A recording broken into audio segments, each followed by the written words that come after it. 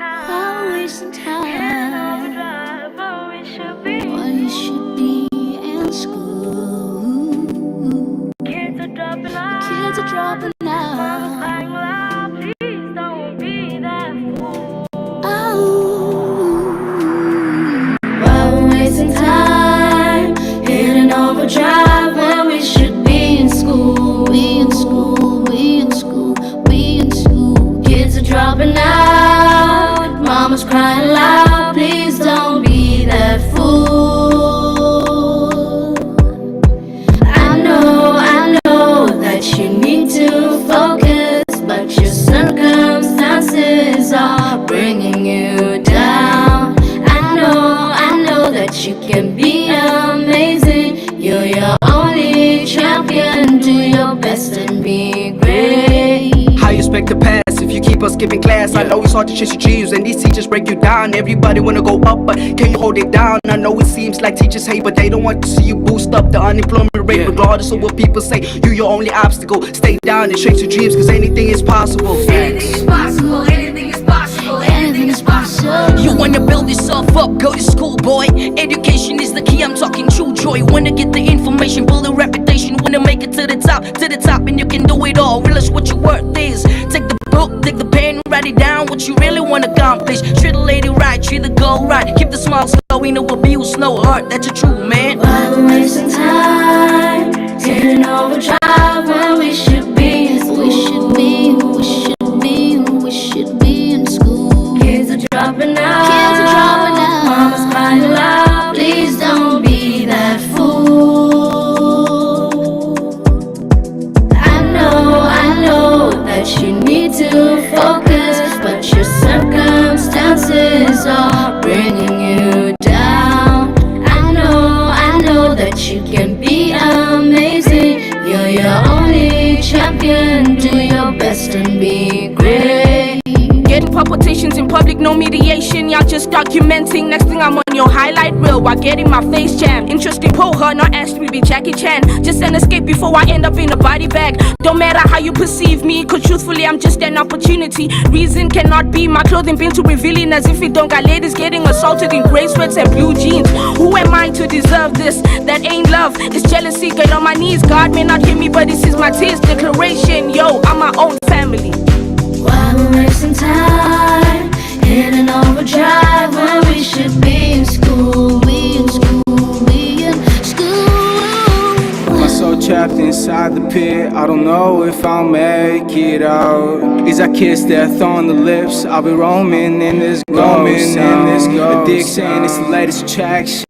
Depression is the base of my chain of reactions. I'm losing my patience, I'm losing myself, I'm trying to figure it out. Yeah, I'd like to heal your wounds, yeah, from your mental abuse, yeah. They tend to leave some bruises. I know you feel confused, like what is there to do, yeah. I'm here to help you out, yeah. I'm here to help you do it, so let me help you do it. While we're wasting time, hitting overdrive when we should be in school. Kids are dropping out. Mama's crying loud, please don't be that fool. I know that you need to focus, but your circumstances are bringing you down. I know that you can be amazing. You're your only champion. Do your best and be great.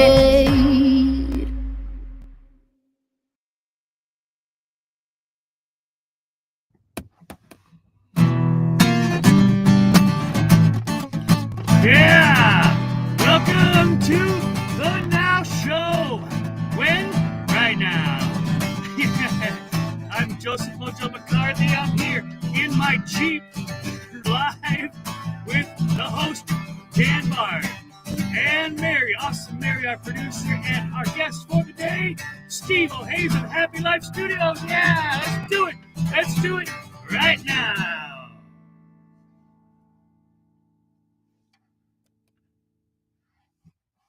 I can't hear a thing. I think Dan's muted. Dan, are you muted? I can't hear Dan. I can hear. Now I can hear. Yep. No?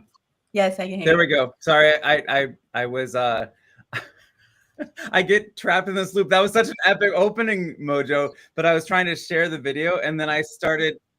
Wait, am I muted? No, I can hear you. We can hear you now. Okay, good. Oh gosh. Oh, it's because I'm still watching it on X. I'm in the loop. I'm in the matrix. Okay, now I'm good. I'm good. Hey, we'll get there. We were just talking about the show, or about the show. We were talking about this show before the show, and how there is beauty of imperfection in life, and that's just what I think I experienced so much of. So I feel like I have a really rich life. But hey, that was an epic intro. I really appreciate the guitar and the Jeep Serenade. So so my name's Dan, and so excited to have you guys with me, and especially our guest Steve-O Hayes. So I think let's pass you the mic first. Let's have you tell us a little bit about yourself. And then people know about us by now. Right on. Well, my name is Steve Hayes. My friends call me Steve-O, but those who really know me call me Steve Uh-oh. I'm a happypreneur. I'm here to navigate, activate, and advocate your happy life, which is why we have Happy Life Studios, why we created that. I'm here to help. It's an acronym. I bring healing, I bring encouragement, I bring laughter, and I make people ponder. And I'm from my mom, my dad originally, but from my mom, and I'm a human being. And I guess that's probably about all that you need to know. I caught that. I'm from my mom, my dad originally. That's hilarious.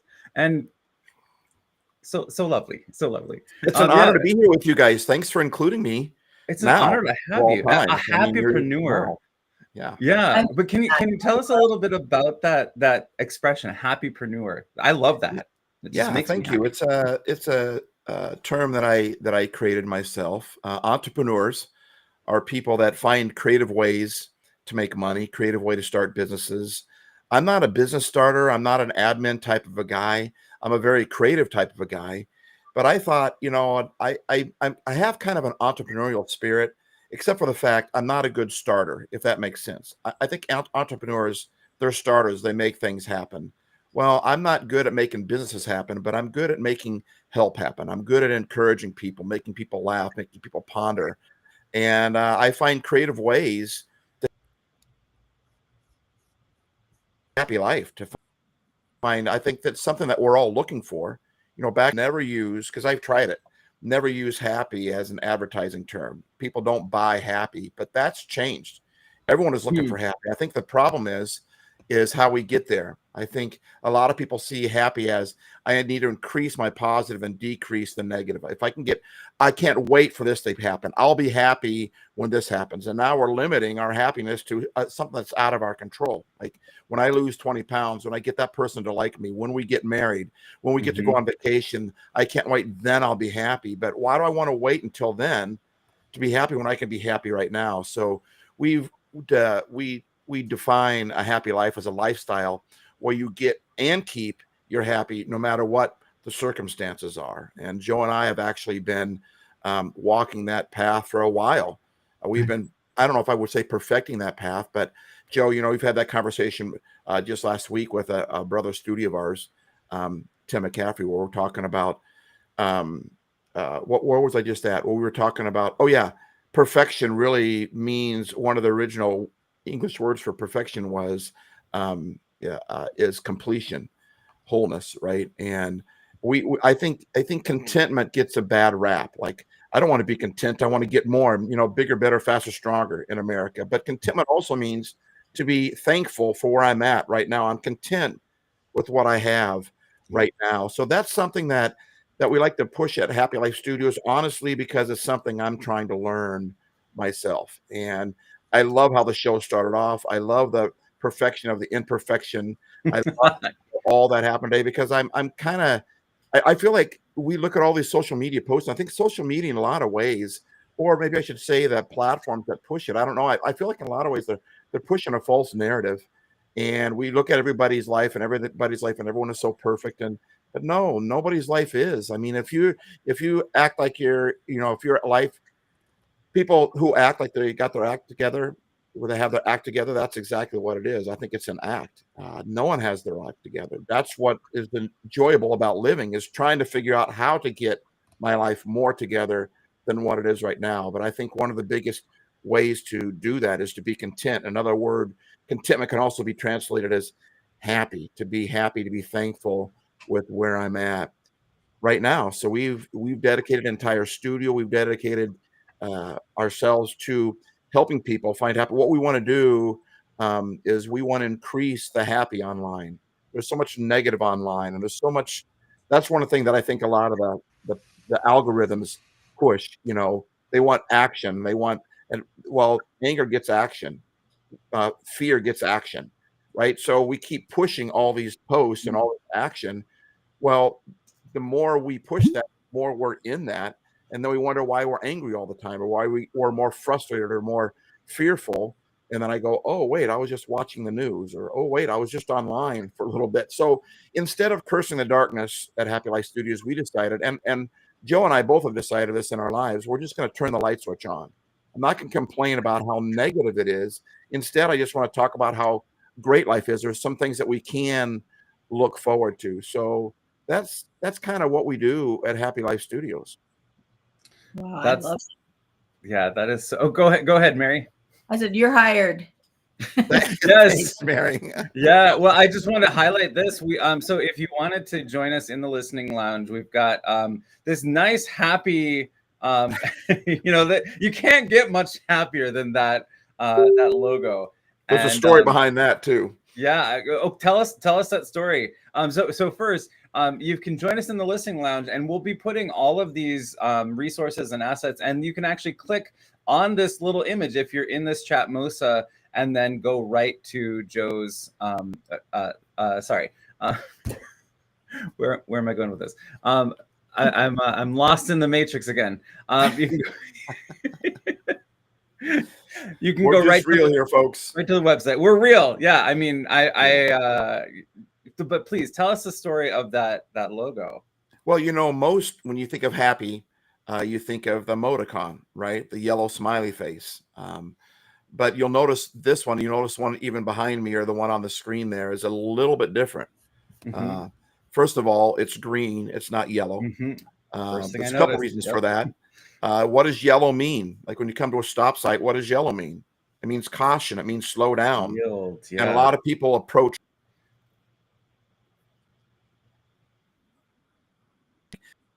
Don't want to get too happy, because I know once I get too happy, then it's going to, I'm just waiting for the bad to happen. I need to be cautious with life. But green means go, right? And this actually has green and yellow in it, the lime green there. So there's a little bit of safety in life, but you also need to go for it in life. The second thing that green means is, and Joe can tell you this. Joe, do you want to tell them the story? Because I feel like I'm doing all this. I'm bringing him back up. He's back. Joe's back. He's back. All right, Joe Joe. is back. Joe's you've just been put on the spot to tell the story of green, and green Of means go. why my happy life guy is so lime green. Oh yeah, can you hear me? Yep. Yeah. Okay, cool. So my screen is all whacked. It is not perfectly imperfect. It's just whacked. So that's like level 2 imperfection. But yeah, tell us about I'm flying blind here, but that's all right. So when I first met Steve Hayes, it was fall of 1984. I was going to college. My freshman year, it would have been Steve's 5th or 6th year in college. I forget, but he was still a freshman. Anyway, I just made that up. But I was on the family plan where if you graduate with your kids, you get a discount in financial aid. There you go. That's brilliant. So my first impression of Steve Hayes, he's wearing a lime green leisure suit, and it's too small. It's about 3 sizes too small. So you can see his socks. He's got these giant pilgrim shoes on. He's got his hair. He's got his hair strapped up, like straight up above his head, like alfalfa. And he is the nerdiest nerd I've ever seen in my life. And I couldn't help but I want to be that guy. He's all in for making people smile, making people laugh at the expense of him looking like a nerd. In fact, he embraced the whole thing. rather than just letting people call him a nerd, he's just like, I'm going to nerd out so bad that people can't help but laugh just by looking at me. Yeah. And not to mention, he's hilarious. He's got a great sense of humor. I heard him singing this song where he was like doing Yogi Bear voices and Boo Boo at Bear, and I was belly laughing on the inside, like this guy knows what life's about. Life is so for me. Steve and I, we have these two acronyms. His is. Did you already share your acronyms, Steve? I did. Yeah. Help. Yes. Yeah. So mine's play, PLAY, but where they intersect is the L, laugh. Both of us highly value laughter because not only is laughter the best medicine, but as Steve says oftentimes, your happiest self is your best self. And so Steve's mission at North Central, where we were, was to make everybody in the school smile at least once while he was there. And he did it multiple times. And I was one of those guys. So I was just drawn to this extroverted nerd, and we became friends because of his lime green leisure suit. I love that's it. why I had you share, because he did such a better job than I would have done, Daniel. Well, what I really love about it is the term extroverted nerd. I mean, that's kind of It's like an oxymoron, right? A little. What'd you call me? What'd you call me? The funny thing, I often present as an extrovert, but I'm an introverted nerd. Like the classic nerd. I'm nerd classic, but I often present in a very extroverted way. So it's interesting to have that combination. Maybe I am like an extroverted nerd. Right. Well, I decided to take something that was used to beat me for years and beat back the insecurity, beat back my enemies, which was I didn't like myself. I listened to the lies everyone told me. I didn't have the money to dress well. My family was pretty poor. My parents were pastors, so I got made fun of for that. Back when we went to school, bullying was in. It wasn't an anti-bullying campaign. It was actually a bullying campaign. The teachers even bullied us, right? So I didn't feel really good about myself because I really believed that I was a nerd. And so when I had that suit given to me as a hand-me-down, I started to just take that very same club that was beating me down and beat down insecurity with it, beat down all these lies and so I just embraced it. I leaned into the fact that, yeah, I am a nerd. I don't have all the athletic talent or skills or to be popular. I just wanted to be popular. And I got to the point I'm like, I don't want to be popular. I want to make other people popular. I want to make other people laugh. So I want to take this very thing. And I would go places, and because I was a motivational speaker, I still am. But when I would go speak at youth camps, I would come out and I would wear that suit, and they were like freaking out, going, "Who is this speaker we're going to have to deal with all week?" Right. But then I would end up telling them that, once I made them laugh, they realized, oh, this guy's being funny on purpose. But we would used to dress up like nerds. Joe and I, we'd go downtown Minneapolis, dress up as nerds, and act like real nerds, right? Just to make people, laugh. But then one of my taglines was, the only difference between me and you is I wear the suit on the outside, but many of you wear the suit on the inside. You feel like a nerd on the inside, and you continue to put on your nerd thoughts, clothing. It says, I'm not worth it. I am not valuable. And yet you are. And then the other two things about that smiley face, you'll notice that it has a little alfalfa spike that represented me. And you'll also notice that the smile is a little bit off. It's more of a smirk. Like he's up to something. Oh yeah, yeah. When someone's got a smirk, it's slightly, slightly.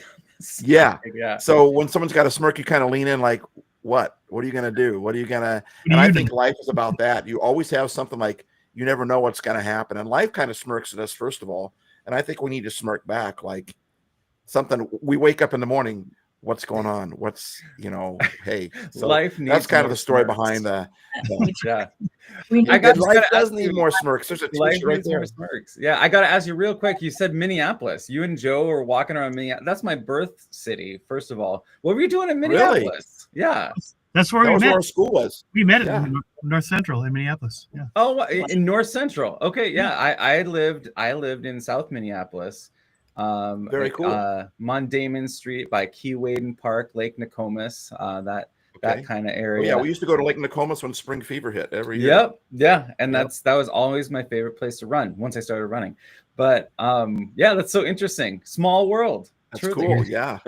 The school was right across from Elliott Park, which was like our play field because it's kind of a downtown campus.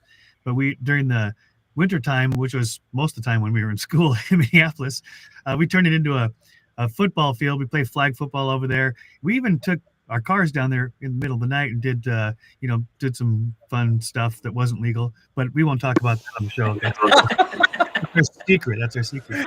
The secret, yeah. Life needs more smirks. Yes.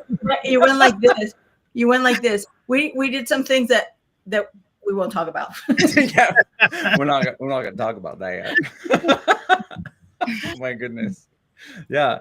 Okay. So, are you from Minneapolis then? You grew up in Minneapolis, or? Well, like I said, I'm from my mom, but right. Well, no, originally your dad. I don't think you can prove that. I'm not sure you can prove that. I don't know if my mom would want me to prove it, honestly. But I grew up in the Midwest, all over the Midwest, Okay. and then I ended up in St. Cloud, Minnesota, an hour and a half. That's from where I Minneapolis. ended up. What? No way, for real? Yeah. Yeah. Come No. on. I lived. Yeah. Cut it out. Yeah. I actually I was born in Minneapolis. I moved up to St. Joe, Minnesota, Okay. to live with my Fucking me. grandma. Talking Hey, St. Joe. And my brother and I lived with our grandma for a year in St. Joe while our parents were getting our house in Minneapolis ready to sell. And then I actually grew up. I went to St. Cloud Apollo. That's where I graduated. That's where I went to school. What? I graduated in 1980. What? I was born in 81. No way. See, That's way it's better so than many. saying You I'm can't make 80. this stuff up, people. You can't make this Wait, stuff no, up. That's shut down right there. That's Yeah, sorry. Apollo. And what was cool about Apollo was, did they still have that? They had actually one of the Apollo The modules, space capsules, yeah. space capsule, one of the original space capsules in front of our school, Apollo. But Dan, I didn't like it. I hated it because I just, because I grew up, I had just spent 6 years of my life down in Mason City, Iowa, and my parents moved my senior year. And so I was just finally starting to embrace the nerd thing and not care what people felt about me because of something that a student said to me and a teacher said to me that just changed my life. And I started not caring what people thought anymore. And so then I started getting friends, and then my parents up and moved. And I didn't enjoy going to Apollo High School as much because I was kind of bitter. I was kind of sad that my parents moved. I was actually even a little bit bitter against God because, I felt like God called my parents to move to another church, and I was doing, great at my church. Great at my school in Mason City, Iowa. But it was all good. I went in Iowa. When I got up there, I had so many credits that I hardly had to go to school at all that senior year. And I really leaned into my relationship with God at that point, even though I was angry at him. But it was good for me because I would have stayed down in Mason City. I know it would have happened. I wanted to be popular so bad that once I got popularity, I just would have become a jerk. I would have left God behind. I probably would have left my family behind. And so I think that was one reason why I ended up moving to, St. Cloud. And then I went to school at St. Cloud State for a year, still didn't know what else to do with my life. And then I decided I'm just going to go check out North Central. And that's when I started going down to Minneapolis. Wow. Steve, That's crazy. If we could back up a couple sentences, Steve, Yeah. you said, Go ahead. you made this comment kind of in passing that somebody made a statement that changed your life and how I was going to ask about that. Yeah. Yeah, and then you didn't tell us what that was. I'm like, whoa, What was that statement? What was the statement? What did I tell you? Well, honestly, I'm feeling it right now. I'm feeling kind of emotional thinking about it. It's that powerful to me all these years later. Two things happened. A teacher of mine and a cheerleader who I was very musical. So I was a choir boy. Choir boys are cool now. They weren't cool back then. There was no NSYNC back then. There was no, whatever. There was Beastie Boys. That was about it. We're still not cool. We're still not cool. Yeah. Oh, they're still not? Okay. No. Well, we think and we are. so we are. I made a special group, a vocal group, and they paired each one of us up with somebody else, right? And so each guy was with a girl and vice versa. Well, when they called my name Steve Hayes and they called Michelle Platts, oh my, I was like torn inside. One side I was like, yes, because Michelle was just gorgeous and she was a cheerleader. She was popular and I wanted to be popular. And I'm like, wow. And then the other part of me was like, no, like a slow motion. Slow motion, yeah. Behind me, yeah. Because I'm like, wait a minute, I can't. She's a cheerleader. I know what cheerleaders do. I know what popular people do. They cut you down. They make fun of you. They use their position. That's all I was used to at that point. And we had to practice on a weekly basis. And we get together to practice, and I wouldn't talk to her. I'm like, the only defense I had was to keep this wall up. Like, I'm not going to let you in, because once I do, I know what you're going to do. I know what popular people do. And yet she kept wanting me to talk to her. Steve, talk to me. What's wrong with me? And I wasn't going to talk. Are you okay, Steve? Yeah, I'm fine. And that was basically it. And we'd sing together. And then it got so awkward. She'd bring her friend in. I'm like, now I got two babes in here. This is working pretty well for me, But I remember it was weeks, guys. It was weeks that she worked on me. Weeks that she kept asking me, "What, Steve? Talk to me. And I finally, it started to dawn on me. I think she really does care, And one day she finally said, "Why won't you talk to me? Do I have a disease or something?" This is before diseases were popular. But she said, "Do I have a disease or something?" And I thought, it's now or never. I decided I have to trust. And if you want to love somebody, if you want to be accepted by somebody, if you want to be loved, at some point you have to step out, and you have to, it's the green and go, right? You have to, with the caution of the yellow, it's the lime green face right there. With the caution of the yellow, you just have to jump and say, okay. And that's what I did. I said, I'm going to trust her. And she said, "Why will you not talk to me?" And I said, "Because I'm a nerd." And she didn't even hesitate. She didn't hesitate 1 second. She looked me straight in the eye and she said, "You're not a nerd." And I tried to play it off like, well, you know what? But I went home. I thought about that for the next year. Wow. Whenever I'd feel bad about myself, Dan, I'd always go back to the fact that I'm not a nerd. Michelle Platts, and she's popular. She used her popularity. She used her pretty, her gorgeous, her position to actually pour life into me. At that same time, I had this music teacher, and I'd go in there for music lessons, and her name was Mary Lou Simler. I don't hardly remember anybody else's names, but I remember those two names. In fact, I finally got a hold of Michelle about a decade or so ago, just to share with her the story, and she didn't even remember the story. That's because it was real to her. It wasn't. She didn't make anything right. up. But my music teacher, when I was in her office, I was life of the party. I was me because I felt comfortable. It was safe in there. I didn't have to worry about it. But we all know what high school is like. Once you go out in the halls of high school, man, it can be brutal out there. So I put the walls up with everybody else, like I did with Michelle. And one day my teacher said to me, she said, "Steve, you are so fun when you're in my office. But when I watch you out in school, when I watch you out in the classroom, you're somebody else.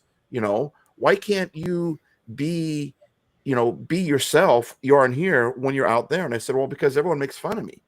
Everyone calls me a nerd, and they treat me poorly. Geek. It's funny. I'm even wearing this hat today. I wasn't planning on that, but my hair wasn't working. So I put a hat on, but I need a haircut anyway." Actually, I think it says Keeg.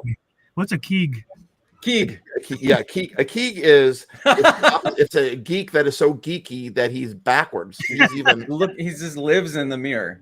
Yes, there you go. I did. I spent a lot of time looking in the mirror, and honestly, I'm not exaggerating to make a point here. I'd look in the mirror and I'd start at the top of my head, and I'd work myself down, and I would tell me why I didn't like the color of my hair. I'd tell myself why I didn't like my skinny body, which I would love to have back now. I'd tell myself all these things. I'd go down my body and say what I did not like about me. That's how much I had believed into the lie of being a Keeg. And so anyway, when she said, "But Steve, you're not giving them a fair shot. When you go out in the school, why don't you just be who you are in here? Because who you are in here is very valuable." She was telling me I wasn't a nerd as well, and she said, "So why can't you just be that person?" I said, "Because they'll laugh at me if I do." And she looked at me and she said, "But you said they're laughing at you already anyway." That combined with Michelle. Oh, wow. Goosebumps. Yeah, exactly. Goosebumps. I mean, it was knowing your story. It was a mind bomb. And at that point, I'm like, if they're going to laugh at me, they're going to at least laugh at the real me, not the fake me. So I just started being myself. And guess what? I started making friends, and it changed how I lived my life. And that's why I was able to, that was the year or the year right after that. Right after that is when I got that lime green suit given to me. And that's when I started saying, I'm going to embrace this thing. And yeah, I am a nerd. Yeah, I am a geek, but I'm proud of that. Wow. So this is so good. I want to capitalize on something that Steve said. I want to riff on what he said. This happens a lot with Steve and I talk. And then he just said, his teacher pointed out, "Hey, they're laughing at you anyway. So if they're going to laugh at you, why not just have them laugh at who you actually are?" And that changes everything. And this phrase came to me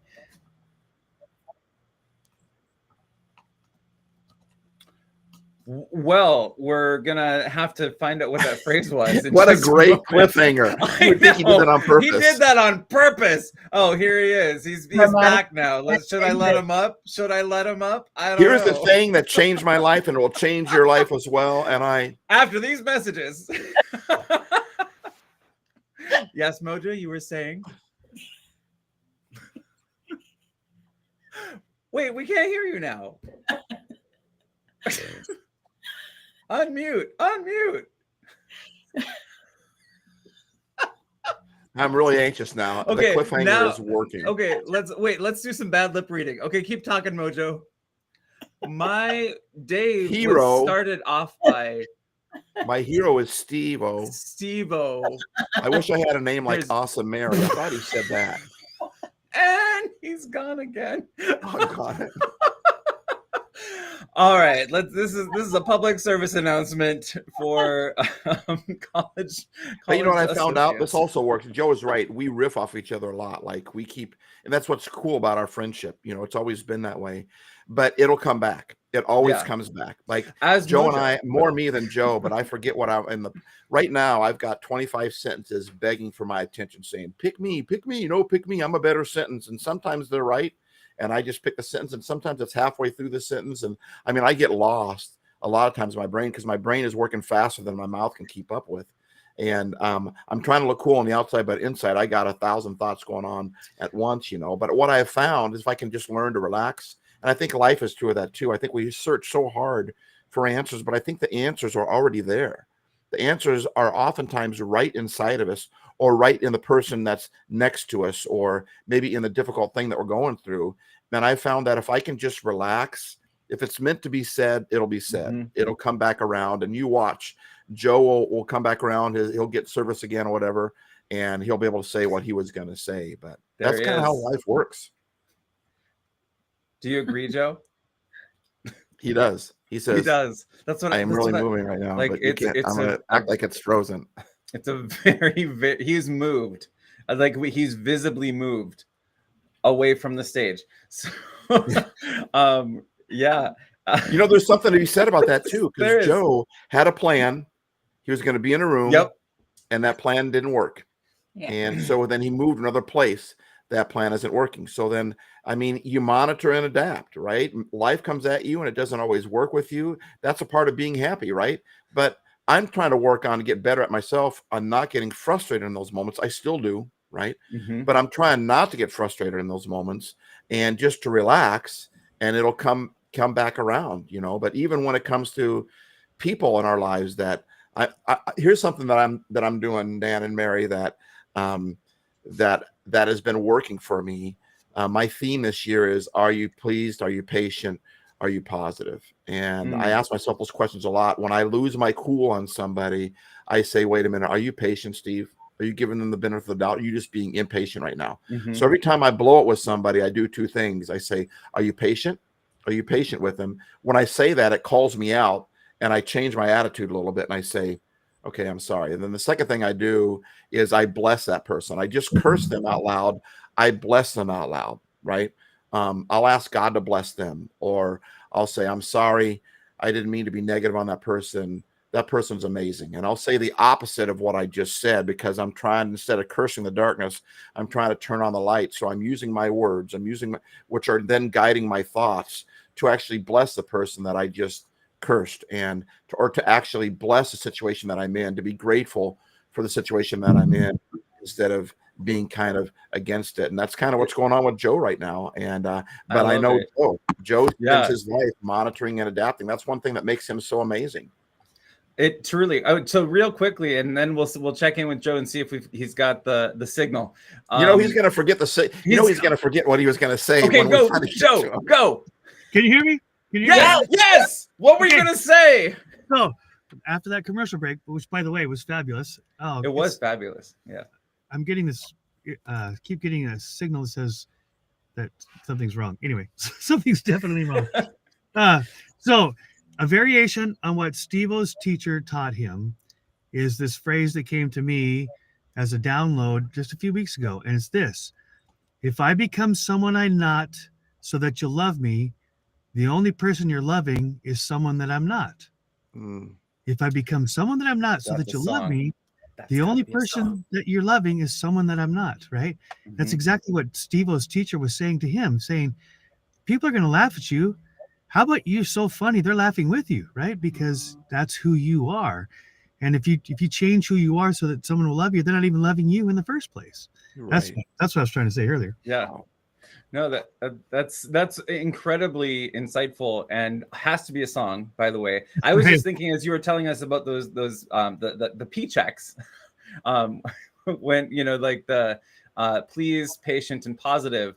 Happiness is not just a mood; it's a mode, and that's Ooh, I like that, Dan. it's how we act, and when you choose the actions, and that action is to listen, that will often inform the next best action if Yeah. happiness Good. is your mode. That is so good. I love that. I want to point out something else Steve said that was profound as well. He said, I use my words to change my thoughts. Now, a lot of people think that that's in reverse, that your thoughts determine your words, which is true as well. Both of these things are true. It's a paradox, but it's a circular, it's like an infinity loop, right? Yep. My words can influence my thoughts. In fact, they do. Science is showing that our minds are very attuned to the words that we say, Yes. and our mind actually changes shape, like physically gets rewired by the words that we say. Our words, because our brains have what's called neuroplasticity, it's malleable throughout our life, not just when we're living. So our words change the way we think, and the way we think affects our words. And so it's an infinity loop. It just keeps going upon itself. And Steve says, I'm going to insert my will here and say, I'm aware that I'm cursing somebody, and that's not who I want to be. So how am I going to change me? I'm going to change my thoughts by changing my words rather than vice versa. And both work. Good stuff. good. Yeah. And one thing too is that we don't want to be hypocritical. So we want to believe it first, right? Well, you can't wait to believe it. I've gotten to the point now where I say it before I believe it. I say it, and guess what? And Joe is exactly right. It's something we talk about a lot at Happy Life Studios, that your body responds to what it hears you say. Yes. And there's actually an ancient statement that's been around for hundreds of years, thousands of years. It's actually in the Bible that talks about life or death is in the power of the tongue. Yes. Right? And we say stuff like, when you think of curses, you think of, turtles and the witches around the pot and say bloody, you think of, some old movie that you, Abracadabra. Really, when you say, I could never do that, I'm not very good at that, this is never going to happen, you're speaking darkness over yourself, and your body is hearing you say that, your mind is hearing you say that, and it will start to believe what it hears you say. So I don't feel like blessing that person when they cut me off. I don't feel like blessing my situation where it isn't going how I want it to go, when it gets really negative. One reason I like to hang out with Joe is Joe has been through hell as a kid. He went through hell as a kid, and he's one of the most positive people I know. Well, that's a weakness of mine. I'm not speaking curses right now. I also know where my strengths and weaknesses are, right? So I want to be around people that have what I don't have when it comes to, especially when it comes to something positive like that. So I'm learning to be more positive by hanging out with people who are more positive, which is why I can't wait to hang out more with Awesome Mary, because I want to be awesome, right? And I think if we want to be better at something, we need to find people that are good at that. Yes. Pick their brain, hang out with them, but I rarely ever feel like blessing my situation. That's why I came up with that yearly theme for me this year, which is, are you pleased? Are you patient? Are you positive? Because I have to speak that over me when I don't feel it. But here's the deal. Right feelings always, how does it go? Right feelings follow right thinking. Right thinking. No, it was saying that I've said for a year. Oh. Right. It's said for years, and that's why I can't think of it. But anyway, speak it first, then you begin to believe it. Don't wait till you believe it before you speak it. And you're not being hypocritical. You are what the word Joe used. You're using your will at that moment. You're saying, I will be happy. I will not allow this situation to destroy me or to take over. Right choices always bring right feelings, but not always right away. That's the statement right there. There we go. Say it again, Steve. Right choices always bring right feelings, just not always right away.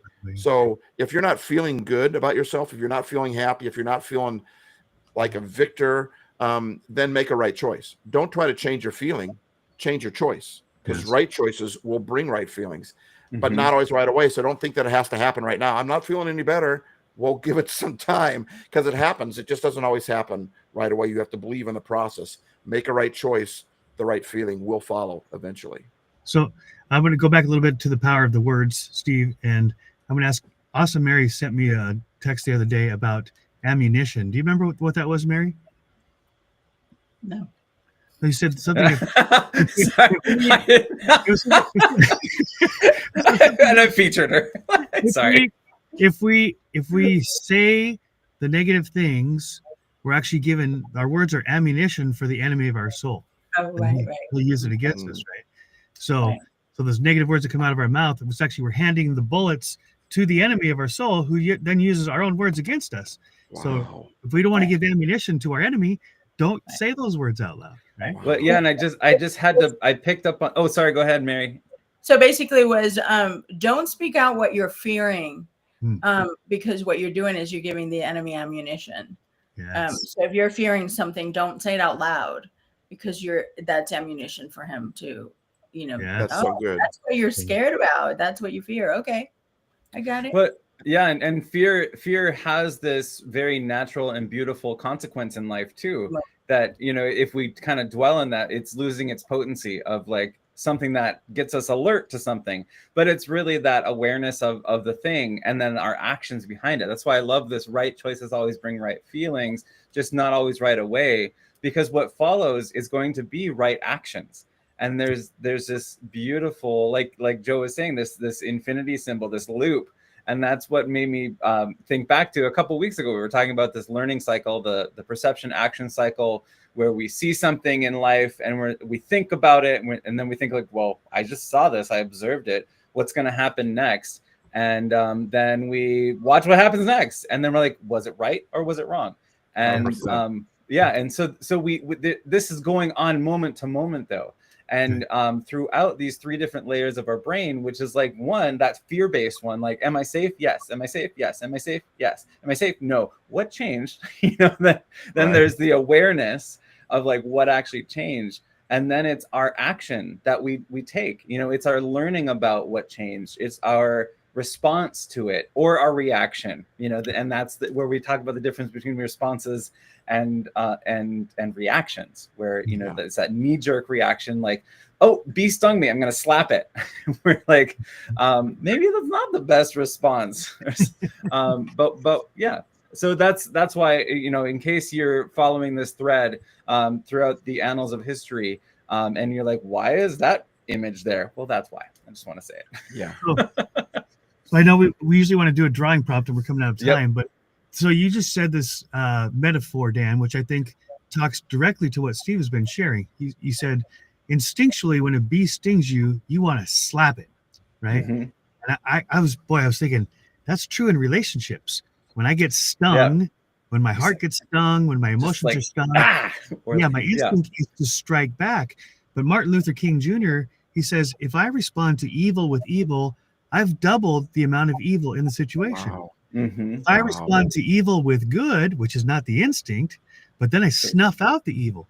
So we have the power. It's neutralizing it. Yeah. Whether if we react, generally our reactions will mirror what we're feeling. So if someone's angry to us, we're going to be angry back. If someone's pissed at us, we're going to be pissed back. If someone strikes us, we're going to strike back. And that's why Jesus' words are so powerful. He says, hey, guess what? When you get struck, instead of striking back, turn the other cheek. Now, it will take the power out of you and out of the situation. It's the same idea. And so I love this. I wonder if the bee sting, we can use that as a drawing prompt somehow, just as a reminder of what we're talking about. Yeah. Did you have a response to that too, Steve? What you just said about the bee sting? Yeah, the bee sting, because I heard a couple of like, oh yeah, like, oh yeah, what you guys are laying some gold down, man. This is so good. I hope people are listening to this. I hope people share this. This stuff is so good. That's the whole bee sting too. The one thought I had several thoughts. I always do. Joe does that to me. But is you must be also a polymath. Oh, totally. Boy, that 100%. Sounds. I had that once, but I took some antibiotics. I'm better now. Polyseptic. But I think we need to remember what the bee sting is. See, that's the problem. We want to say that person is the bee sting. No, the thing behind what that person did. We don't slap the person, we slap the hatred, right? Mm-hmm. So when I use hatred against someone else who uses hatred, when I call out racism, but I'm using other isms in my life as well. I'm being angry at that person for being a racist. I'm using the same bee sting they use to sting me. When I hate them because they're racist, now I'm being a hatist, if that makes sense. Sure. So what I'm saying here is the bee sting isn't, when we get stung, it's a natural, I think it's a great illustration. We want to slap that bee, but the problem is we need to slap the bee, not slap the wrong thing. And so what we're doing is we're slapping people instead of slapping the thing, the item that is using that person to sting us. So that makes sense. And so we're using hatred. Yeah. It goes back to what Martin Luther King Jr. said, you know, you don't sting a bee because a bee stung you, right? And so when we want to get angry, when I get angry, I want to blame somebody. But instead of blaming people, I need to blame the root of that situation. That person might have said something hateful to me, but it's hate that I need to slap, not that person. You know. Well, and the best way to slap that, sorry, just kind of going with that logic, the best way to slap that is to neutralize it. And that's what Joe was saying before. And the way to neutralize it is that unexpected response, that very thoughtful, full of thought response. Yes. You have to flip it. You have to, if you're feeling sad, then we have a credo. One of the credos here at Happy Life Studios is look, listen, remember. The thing you're looking at or you're listening to or you're thinking about or that you're remembering are not creating the atmosphere that you want. If they're creating sadness or anger or anxiety, then look at something else.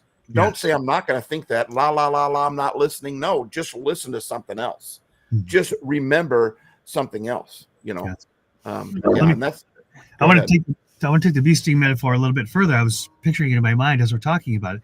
And by the way, for those who are listening, either live or on the fly or afterwards, this is all organic. We didn't plan any of this. This is all being scripted.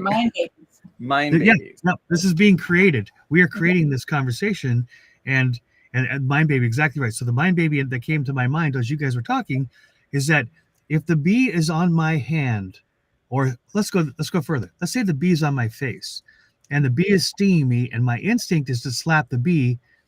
Who gets hurt? I do. Snap. Check this out, right? If I slap the bee because I think it's stinging me, I'm actually harming myself. And that's exactly what unforgiveness does. And that's exactly what hatred does. It doesn't harm the other person as much as it harms me because it creates a sting. I'm actually taking the sting and I'm making it worse. I'm actually pressing that stinger into my face rather than plucking it out. So hate makes it worse. Love removes the sting. Hate just drives it home. Yeah. And so what we have to do is the opposite. You know, the other thing I was going to say, and I knew when Joe talked, I would remember because I forgot about it. I was trying to remember what it was, but, and I'm going to qualify myself above it now. I'm going to forget it again. That's what I do. Welcome to Steve-O land. But you have to speak the opposite into existence, right? So that's what it was. Our emotions are trying to tell us something. They're not our enemy. Yeah. Depression is not our enemy. Depression is trying to tell us something is off. Like you said earlier, Dan, you said something like, what is this? What is this sting? What is this? And when I'm anxious, it's my body trying to tell me something. Something is off. So instead of fighting anxiety with more anxiety, I need to stop and listen to my emotions that are trying to tell me something and say, wait a minute, why am I anxious? How did you word it earlier, Dan? You said something along the lines of, why am I feeling this way? And then you said something along those lines. Do you remember that? Why am I feeling? Wow, I ask myself that all the time during the. Well, when you get stung by the bee, you're like, why is this bee sting there? What is causing this situation? It's that movement from awareness to action. That I think that's what I was talking about. Maybe that's exactly because you're talking about. I'm aware that something is wrong. Right. So what am I when I figure out what it is? Then I can do a reverse action on that. I can speak the opposite. I can believe the opposite. I can look at the opposite. Where you said happiness is not just a mood, but it's a mode. It's a mode, yeah. And I'm here prompting bees. Here, I'll share this. I'll share what I'm doing on the screen. I'm just actually trying something totally different because and Mojo's gone. Let me bring him back up. So I was just kind of taking snippets of this little conversation and putting them into Pixio, and it's interesting. There's reverse reaction that will neutralize bad and replace with happy. We'll just see what this does. So I've already gotten some pretty interesting generations. If you can see, like I actually really love this. Well, I love this picture too. There's something beautiful about that. Yeah. Because when the bee stings you, the bee is not the enemy. We need bees. We do. Right. We've been scared the last decade or so because the bee population, we're afraid of we need bees, right? When a bee stings us, they're not stinging us. They're stinging us because they're afraid. They're trying to protect themselves. When somebody else stings us with words of anxiety or hatred or whatever the case may be, that's because there's something else going on inside of them, right? And that right there, when you're holding the bee is our friend. They stung us for a reason. And when we figure out why they stung us, we're like, okay, I get it. You know, there's something going on in their life right now as well. Well, there's certain times when you are generating images like that, and one gives you goosebumps. That one gave me goosebumps. That's why I'm like, this has to be the one, because I love. Here, I'm gonna put it nice and big in the jumbotron on Chatmosa. I love just the innocence of the bee, and it's like a conversation. You know, it's this beautiful image of humility. But it's something, humility doesn't always look like that, you know? You know, when you're looking at the bee instead of and seeing danger, you know, you're not really aware of what's going on with the bee in this act of you know, wanting to have a conversation. And like, the bee doesn't really want to sting us either, because the bee dies when it stings us. But it stings us because it doesn't know any better. It's like something I got to protect the queen. And a lot of times when people are they're stinging us because it's something that's inside of them that needs to be taken care of, right? And we're just happen to be around, and they sting us because they're feeling threatened. They're not safe. Exactly. Well, just I think Moja's. Oh yeah, we're gonna give us the time warning and end with the song. We got 1 minute. We got one minute left, so before I close with the song, which actually will kind of encapsulate what we've been talking about, just want to make sure we give our special thanks to Steve O'Hayes of Happy Life Studios for being here to create. Thanks for having me. I had a blast. Yes. And also thanks to our sponsor, the PEAR-coin community, because without them, we wouldn't be having this conversation. This show would not be happening. Yeah, this conversation is a piece of art, and it's also a creation. That's what it is, a creation. We are created by a creator to create, and we're creating every time we have a conversation. This has been a beautiful one, by the way. Yeah. Well, thank you, Mojo. Do you want to close this in a song? Because I have to go to a meeting in a couple minutes. As well. So peace out, everybody. We will be back Monday morning for week 5 of the Now Show. Whoa! So thanks to awesome producer Mary for always keeping the chat alive. Thanks to Dan, this is his brainchild. He invited us in to enjoy it.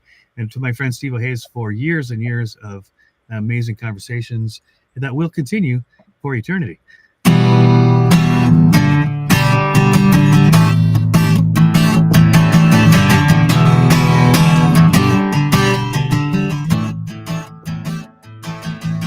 sorry, forgive me. Thank you, I love you. I'm sorry, forgive me. Thank you, I love you.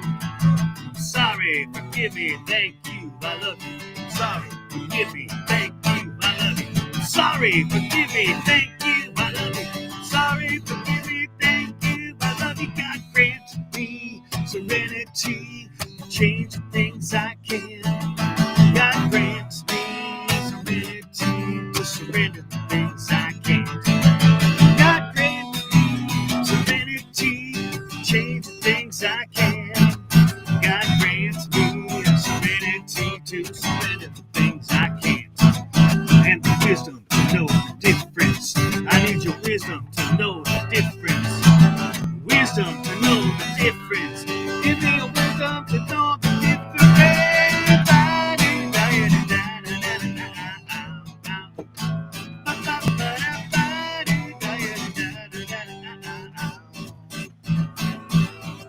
sorry, forgive me, thank you, I love you.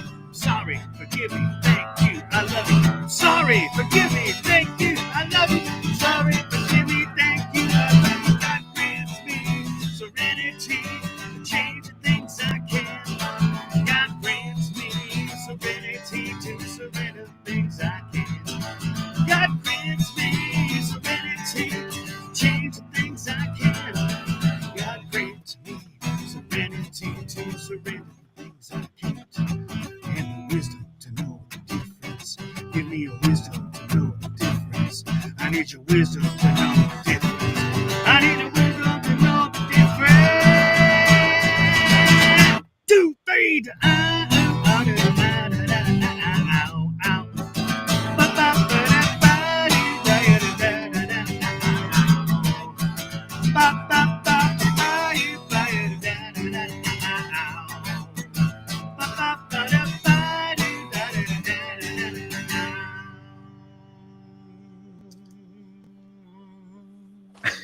I love it. Woo! Amazing. Thank you so much.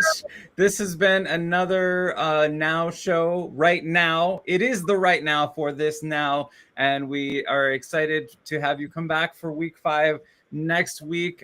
Thank you again, Steve-O. Amazing job, Mojo. And yeah, let's all go make a beautiful day. Make it beautiful now, people. Make it beautiful now. Make it beautiful.